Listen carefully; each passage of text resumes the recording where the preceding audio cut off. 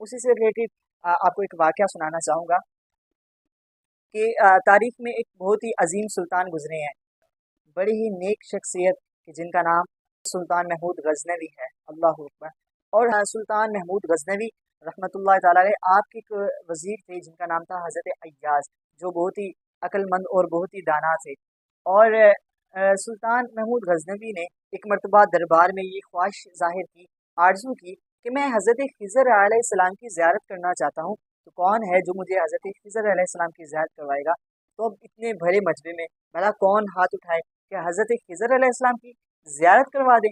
तो एक बुज़ुर्ग ने, एक बूढ़े शख्स ने हाथ खड़ा किया कि बादशाह सलामत, मैं आपको हज़रत ख़िज़र अलैहिस्सलाम की ज़ियारत करवाऊँगा, लेकिन मेरी एक शर्त है।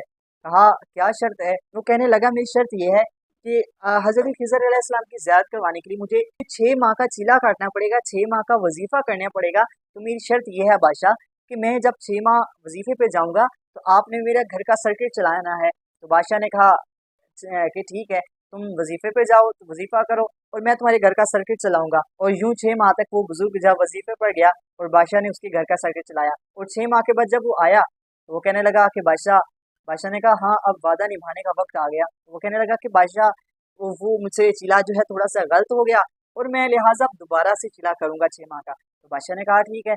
जब वो बुजुर्ग दोबारा 6 माह का चिल्ला करके, यानी कि अब 6 माह और 6 माह 1 साल हो गया, यानी अब 1 साल के बाद जब बादशाह ने कहा कि हाँ भाई, अब वादा निभाने का वक्त आ चुका है, कराओ हज़रत ख़िज़र अलैहिस्सलाम की ज़ियारत। वो बुजुर्ग अब कहने लगा कि बादशाह सलामत, कहाँ हज़रत ख़िज़र अलैहिस्सलाम और कहाँ मुझसा गुनहगार, भला मैं आपको हज़रत ख़िज़र अलैहिस्सलाम की ज़ियारत कैसे करवा सकता हूँ। तो बादशाह ने कहा कि फिर वो जो तुम 6 माह का पूरा साल चिल्ला करते रहे तो वो क्या था। वो कहने लगा बादशाह सलामत, मैं तो एक बूढ़ा गरीब शख्स हूँ, मैंने कहा मेरा घर का सर्किट चलता रहेगा, तो मैं तो बूढ़ा शख्स हूँ, मैं मजदूरी नहीं कर सकता, तो मैंने कहा कि मेरे घर का सर्किट चलता रहेगा। तो बादशाह सलामत ने उसको कैद करवा दिया और कहा कि इसका फैसला कल किया जाएगा। और कल जब दरबार लग गया और वो उस बूढ़े शख्स को भी लाकर बिठा दिया गया और बादशाह के वजीर भी यूं लाइन में जो है बादशाह के साथ बैठे हुए थे और सामने मजमा भी लगा हुआ था और मजमे में सामने एक नूरानी चेहरे वाले एक बुजुर्ग भी तशरीफ फरमा थे। और बादशाह ने अपने पहले वजीर से कहा कि बताओ इसका क्या किया जाए। तो पहला वजीर कहने लगा बादशाह सलामत, इसकी गर्दन देनी चाहिए, इसका सर कलम कर देना चाहिए, इसने बादशाह से गद्दारी की है। तो बादशाह सलामत ने सामने खड़े उन बुजुर्ग हस्ती से पूछा कि क्या आप क्या कहते हैं। तो वो कहने लगे कि बादशाह सलामत, आपका ये वजीर बिल्कुल दुरुस्त कह रहा है। तो बादशाह ने जब अपने दूसरे वजीर से मशवरा मांगा तो वो कहने लगा कि बादशाह, इसने आपसे गद्दारी की है, लिहाजा इसके जिस्म के टुकड़े टुकड़े करके कुत्तों के आगे डाल देने चाहिए। तो बादशाह ने जब उन बुजुर्गों से पूछा तो वो कहने लगे कि आपके इस वजीर ने भी दुरुस्त कहा है, आपके इस वजीर ने भी दुरुस्त कहा है। तो तीसरे नंबर पे अय्याज बैठे थे और जब अय्याज से बादशाह सलामत ने मशवरा मांगा कि इस बुजुर्ग का क्या किया जाए, तो अय्याज कहने लगा कि बादशाह सलामत, आप इतने बड़े बादशाह हैं, इतने खजानों के मालिक हैं, आपके जो है खजाने से एक गरीब का पेट ही पलता रहा है 1 साल, आपके खजाने में कौन सा कमी आ गई, आपके खजाने में कौन सी कमी आ गई है, आपके खजाने से तो 1 साल एक गरीब का पेट ही पलता रहा है ना।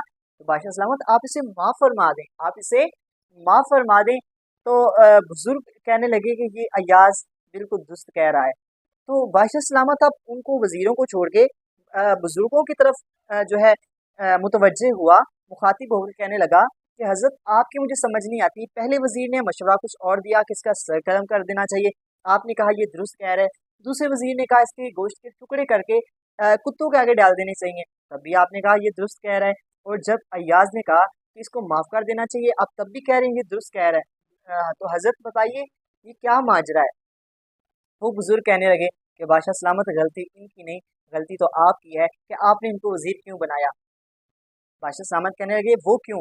वो बुजुर्ग कहने लगे कि ये जो पहला है ना, इसने जब बात की, यानी कि जब ये बोला तो उसने अपने ख़ानदान का तारुफ करवाया कि इसके ख़ानदान वाले, यानी कि इसके बाप दादा कसाई हुआ करते थे कि जिनका काम था जानवरों की गर्दनें काटना। तो इसने अपनी सोच के मुताबिक इसने अपना मशवरा दिया, इसका सर कलम कर देना चाहिए, इसने अपने ख़ानदान का तारुफ करवाया। तो जो दूसरा था ना, इसके आबा व अजदाद बादशाहों के कुत्ते नहलाया करते थे, तो इसने अपने ख़ानदान का तारुफ करवाया कि जो जैसे कुत्तों का आगे गोश्त डालते थे, तो इसने अपने ख़ानदान का तारुफ करवाया, इसके जिस्म के टुकड़े टुकड़े करके कुत्तों के आगे डाल देने चाहिए। तो तीसरे नंबर पे अय्याज है, और अय्याज सैयद ज़्यादा है।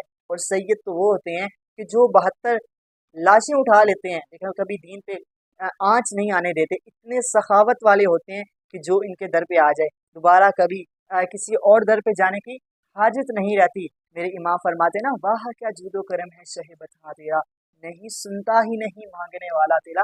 जो इस दर पे आ जाए उसको कभी जो है ना सुनने को नहीं मिलती, और इतनी झोलियां भर भर के जाता है तो उसको फिर कहीं जाने की जरूरत नहीं पड़ती। ये तो उस आल से है, और इसने अपनी सखावत का इजहार किया, इसने अपने सखी खानदान का तारुफ करवाया। तो बादशाह को जब पता चला कि अय्याज सैयद है, चूंकि बादशाह बड़ा नेक और परहेजगार था, तो सुल्तान महमूद गजनवी अदब से खड़े हो गए, अपने वजीर के लिए अदब से खड़े हो गए। नाज़रीन कम, आप यहाँ से आले रसूल सल्लल्लाहु अलैहि वसल्लम के अदब का जो है समझ सकते हैं कि उनका मुकाम क्या है। समझने वाले अगर बादशाह भी हों तो अपने वजीरों के लिए भी खड़े हो जाते हैं कि ये आले रसूल हैं, ये सैयदजादे हैं। तो सुल्तान महमूद गजनवी अदब से खड़ा हो गया और कहने लगा, अय्याज आप सैयद हैं, आपने आज तक मुझे बताया क्यों नहीं?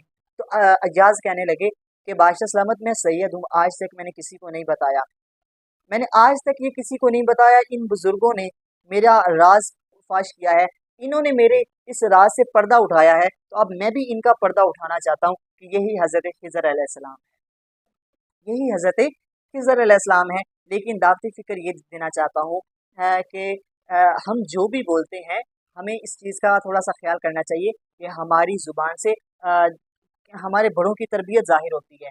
अगर कोई गाली गलौज करता है तो उससे उसके बड़ों की तरबियत नज़र आती है कि भाई ये गाली गलौज कर रहा है। तो हमें अपने बच्चों को गाली गलौज से जो है बचना सिखाना चाहिए, और इसके साथ साथ आले रसूल की मोहब्बत भी ज़रूर सिखानी चाहिए, ताकि हमारे बच्चे जब आले रसूल से मोहब्बत करें तो तब भी पता चले कि ये किसी आम ख़ानदान से नहीं, बल्कि आले रसूल सल्लल्लाहु अलैहि वसल्लम से मोहब्बत करने वाले जो है ख़ानदान से है।